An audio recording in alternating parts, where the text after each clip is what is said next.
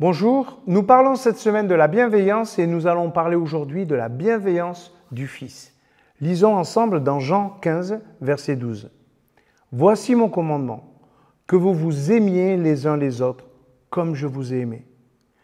Personne n'a de plus grand amour que celui qui se défait de sa vie pour ses amis. Vous êtes mes amis, si vous faites ce que moi je vous commande. Je ne vous appelle pas esclave, parce que l'esclave ne sait pas ce que fait son maître. Je vous ai appelé amis, parce que je vous ai fait connaître tout ce que j'ai entendu de mon Père. » Jésus nous invite à poursuivre son œuvre de bienveillance, tout comme lui. Cela semble évident, Jésus a été bienveillant vis-à-vis de nous et il nous demande de l'être à notre tour. Notre relation avec lui n'est pas celle d'un maître qui commande, mais celle d'un ami qui nous guide. C'est pourquoi son fardeau est léger. Il le porte avec nous. Mais comment y parvenir ?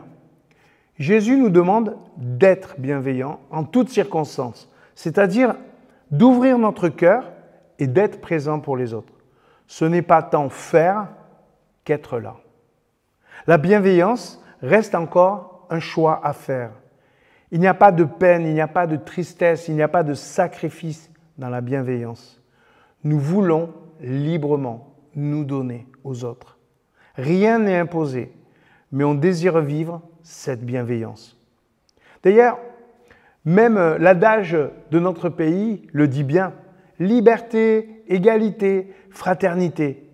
Ces mots sont inspirés par l'Évangile, mais nous avons du mal à les vivre pleinement par notre seule volonté. Alors pourquoi ne pas utiliser cette devise dans notre témoignage ? Pourquoi n'arrivons-nous pas à vivre les valeurs qui nous font rêver ? Parce qu'il nous manque le Christ. Demandons-lui de nous aider à vivre comme nous le désirons nous-mêmes, dans la bienveillance.